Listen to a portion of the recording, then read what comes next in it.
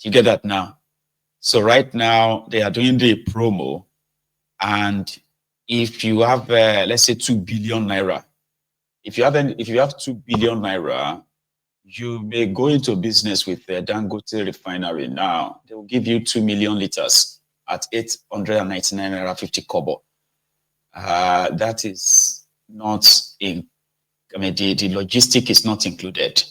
So what I mean is that by the time you have the logistics and your own profit, it's still not going to reduce what people pay at the pump, at the pump. Because at the end of the day, you are still going to be buying a liter for maybe 1,015 naira, 1,100 naira or more. But he's doing a promo, and that's 2 million liters is like 1.8 billion. Is it 1.8 billion? Yeah, 1.8 billion naira. So with 200 million naira, you can possibly like move the 2 million liters all over Nigeria logistically, and that's like 2 billion. So you could you can make up to like 100 or 150 million naira profits if you get an extra. It's also giving out, like, if you buy 2 million liters, you can also take 2 million liters on credit. The NNPCL, right, are claiming that they gave Dangote $1 billion. They took a loan, right? They took a loan. A loan that they claimed they gave to Dangote. I don't even know what that means, right? So Dangote had to issue that statement on the left. Okay. According to them, they said, we are addressing the NNPCL's misinformation. Said, we have received numerous inquiries from the media and other concerned stakeholders seeking clarification on a recent report attributed to the Nigerian National Petroleum Company Limited that their decisions to secure a $1 billion loan backed by its crude was instrumental in supporting the Dangote Refinery during liquidity challenges. So NNPC claimed that Dangote had liquidity. That means Dangote needed money. And to support Dangote, they decided to go and take a loan of $1 billion. And they now use crude oil as collateral. So Dangote is now saying, no. You guys said you would need, you give us money to buy shares. But let me read it. It said, we would like to clarify that this is a misrepresentation of the situation, as $1 billion is just about 5% of the investment that went into building the Dangote Refinery. Our decision to enter into a partnership with NNPC was based on recognition of their strategic position in the industry as the largest off-taker of Nigerian crude, and at the time, the sole supplier of gasoline into Nigeria. We agreed on the sale of a 20% stake at a value of $2.76 billion.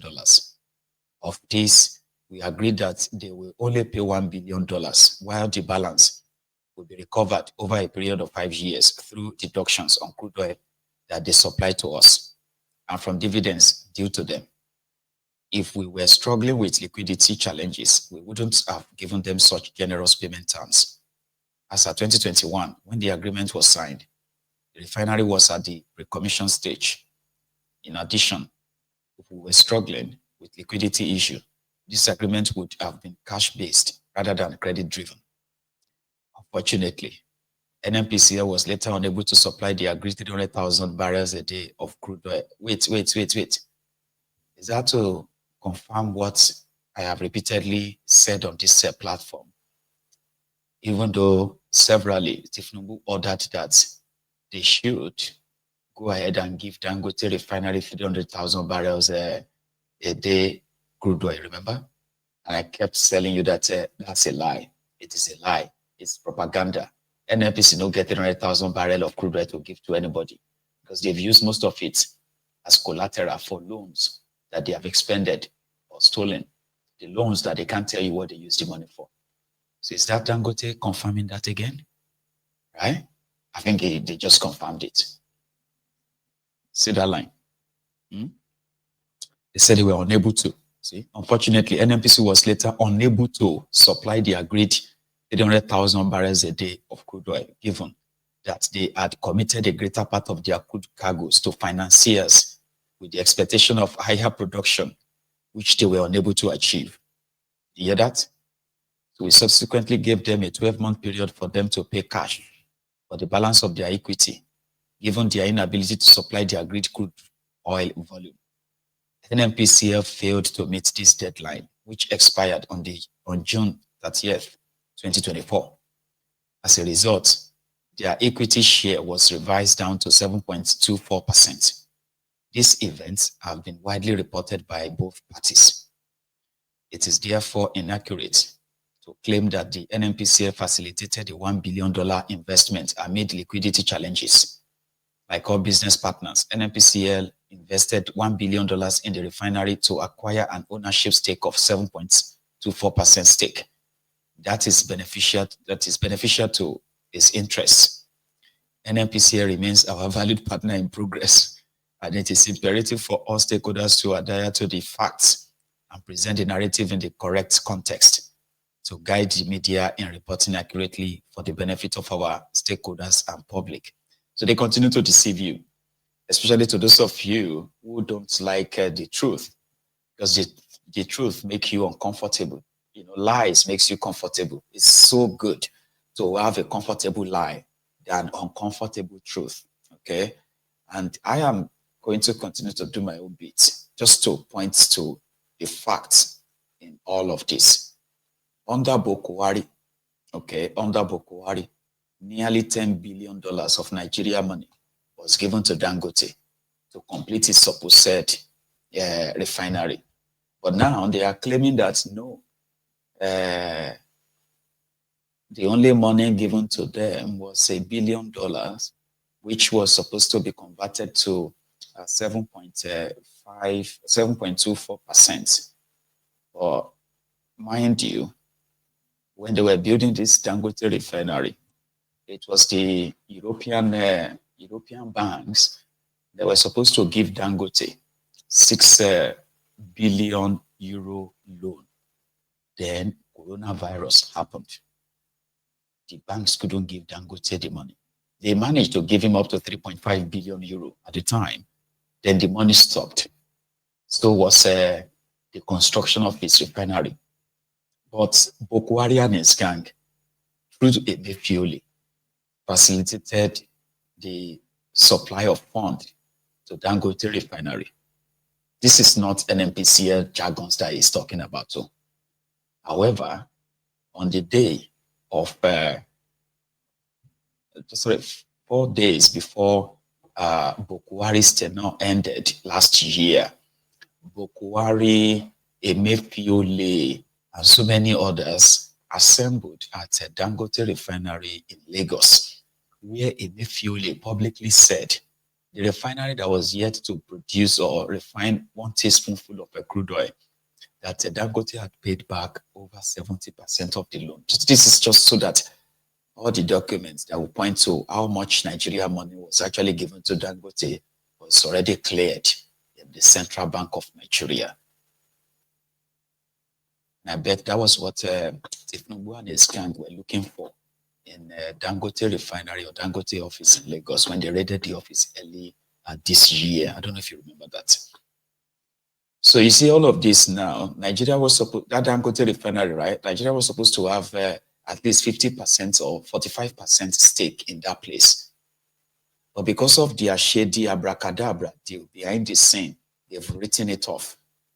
So the only one they're probably unable to write off, right, is that because that part of the deal was that Dangote Refinery will be receiving 300,000 barrels of crude oil every day. That was supposed to be 300,000. That was supposed to be like about 9 million. Yeah, that was supposed to be like about 9 million barrels of crude oil every month for Dangote. Okay. But the same Bokwari that made the deal already used this allocated portion of their own crude oil from the IOCs, international oil companies, the real people that are drilling your oil, okay? So they were giving Nigeria 350,000 barrels every day as Nigeria's allocation, so that Nigeria can use that as a feeder to for their own refinery, local refinery, since they have the Nigerian refineries have been already killed. So it was easier for them to just use it as a collateral to take money.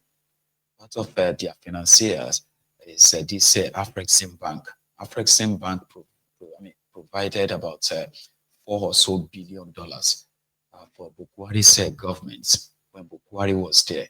I don't know how many barrel of crude oil that was pledged to Afrexim Bank. You see these shady things that they did under Bukwari that should ordinarily have seen people are sent to the gallows. This is not like a jail. They are supposed to be sent to the guillotine, where they are supposed to kind of be standing or waiting to be killed. Yes, for their crime against Nigeria. It's so shady, it's so dark that this Dangote himself should have been arrested and possibly be waiting for the electric share for the economic crime that they perpetrated against Nigeria. So you see this 1 billion or no 1 billion that they are talking about now, probably is the leftover.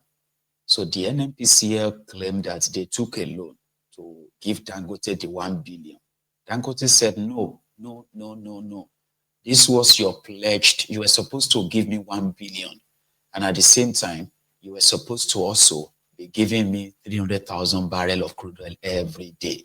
Now you are unable to give me that. So therefore, the 20% stake, they reduced Nigerian stake from the money Nigeria gave to Dangote. It was, like I said, it was supposed to be like about 45% of Dangote Refinery owned by you, Nigerians. It was supposed to be owned by you.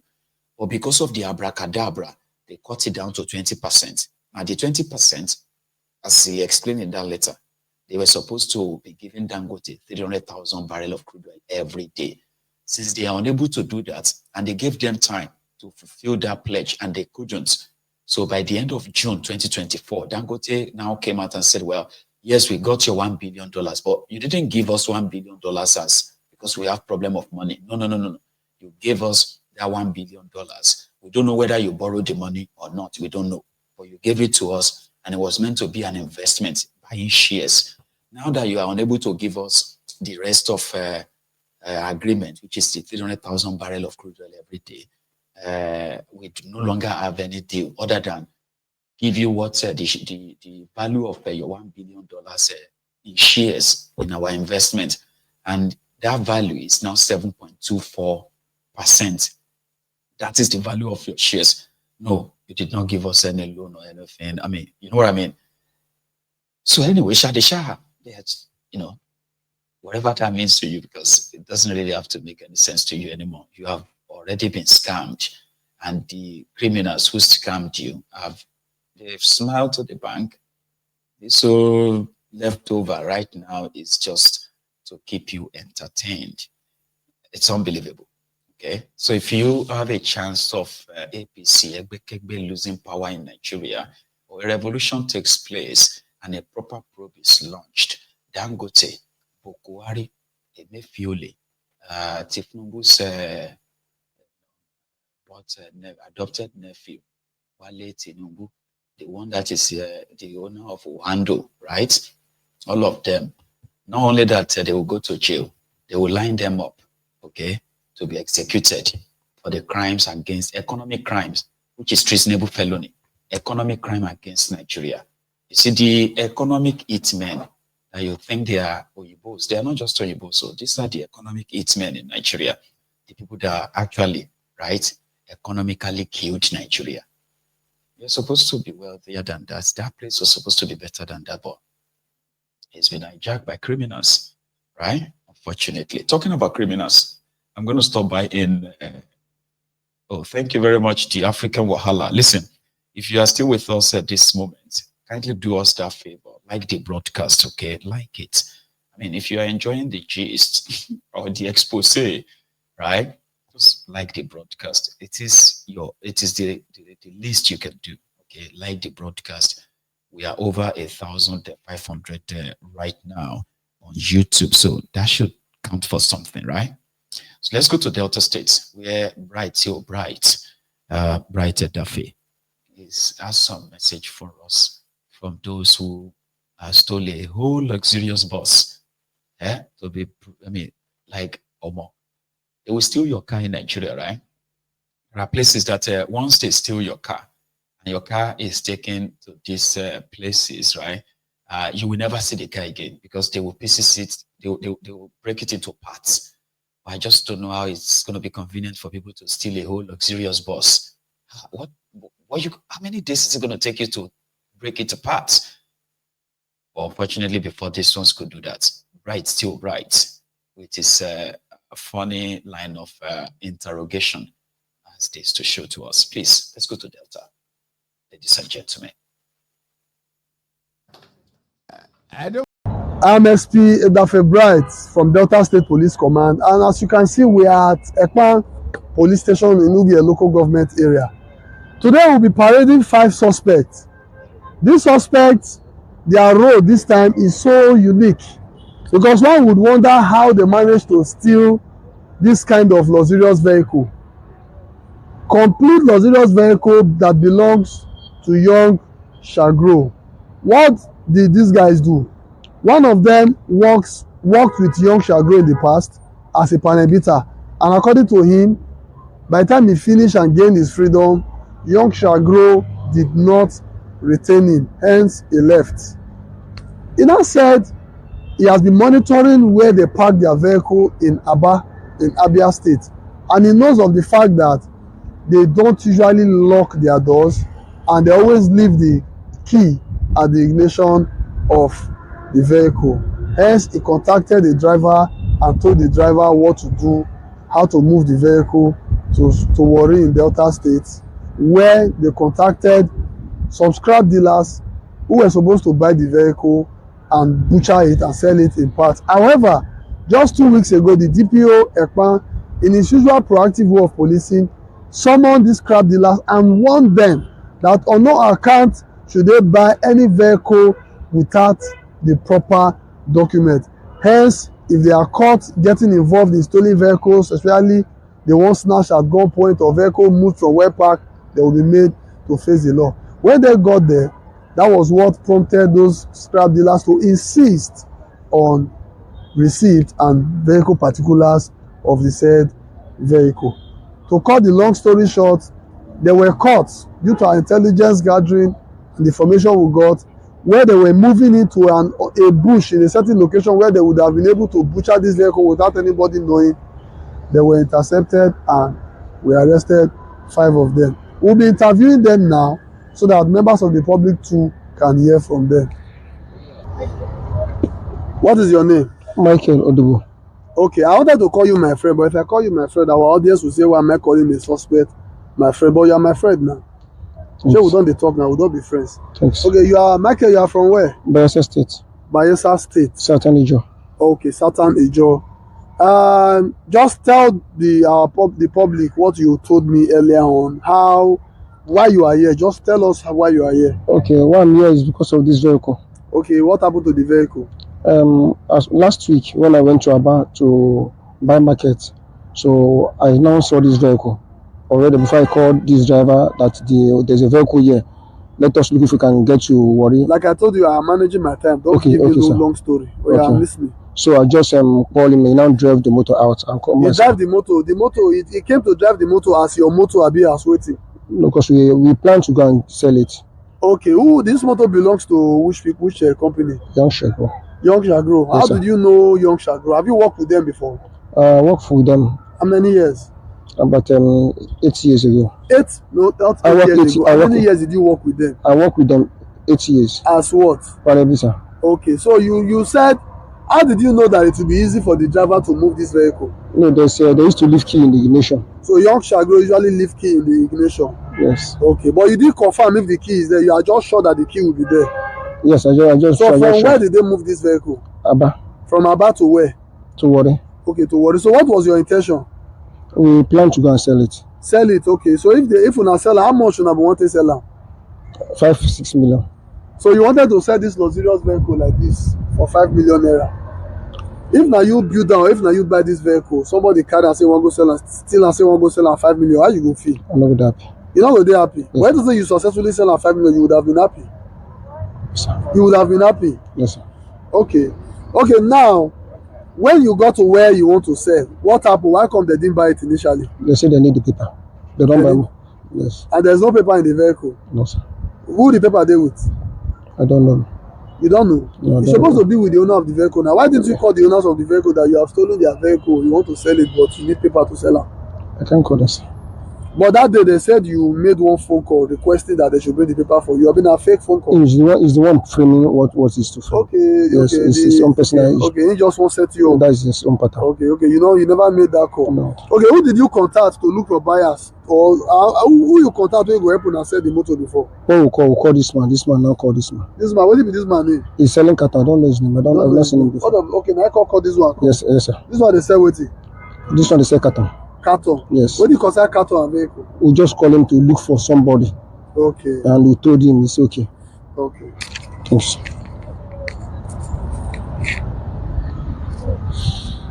Okay. What I want members of the public to know is that there is no gain. There is no gain in criminality. That is just the truth. At one point or the other, you will get caught. Avoid cheap means of getting money. Imagine these young guys, elderly man among them, wants to do away with a luxurious vehicle like this for 5 million naira. I was made to understand that only the engine of this vehicle is 30 million. But somebody who wanted to reap from where they not so want to sell it for 5 million. Thank God for the proactiveness of the DPO to see that he advised those scrap dealers to stop buying vehicles without receipt and vehicle particulars. This vehicle belonging to Young Shagro would have been gone by now. Secondly, avoid leaving your ignition in the vehicle.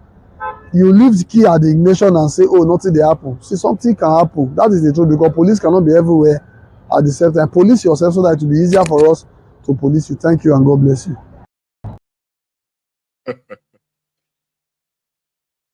Daffy Bright. It's like using one stone to kill two birds, right? We can see the level of or the kind of crime people are, perpetrating in that place. And then you can also see the awkwardness in the line of questioning of the supposed law enforcement. So to have an idea, the level of a degenerates or degeneration in that contraption and the degenerates running it. Bright till bright. Anyway, it's good that they are caught. And for everyone who is involved in crime, it is better they are caught. I always believe that Nigeria is a place where dog eats dog. It's an unbelievable place, to the point that those that will join you to condemn bad behaviors, to condemn criminalities, majority of them are thriving in crime themselves. It's always good whenever they are caught and exposed this way. They also help the supposed society to be wary of the society they live in, which is why I love on the side, I love the expose that comes from that guy, Bright Till Bright. There's so much to unpack from whatever he shares with us every now and then.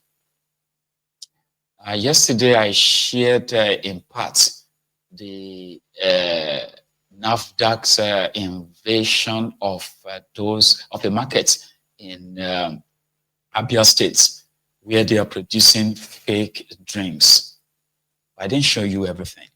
Tonight, I am bringing you the second part of that invasion. Yesterday is mostly of the fizzy juice we shared, like milk. No, sorry, no, milk is not fizzy juice, but like, a juice like Fanta, Sprite, Coca-Cola, and all those normal fizzy juice, as well as milk and all those stuff that were pretty much like a fake. Some of them expired products that were being sold to the unsuspecting public. What about those of you that usually love to flex the moment you have some money and you are just burning or cooking your internal organs, your kidney, your heart, your liver, and all that without knowing. So when we see expose like this, I hope they kind of help you to understand the danger that you are exposed to. As much as you are trying to escape, kidnappers, murderous police, military, and all these guys with guns, there are others that's your money, right? Could also expose you to health-wise, what you consume. So, fake drugs, fake drinks, fake this, fake that. In that contraption, people making blood money. They call themselves a businessman. Take a look at this. See what they are packaging here. There is this honey. Yes, now you see all the fake that they are doing here. My God. This is Jackson. Jameson. See, amo. From the same source. All this expensive wine from the same source.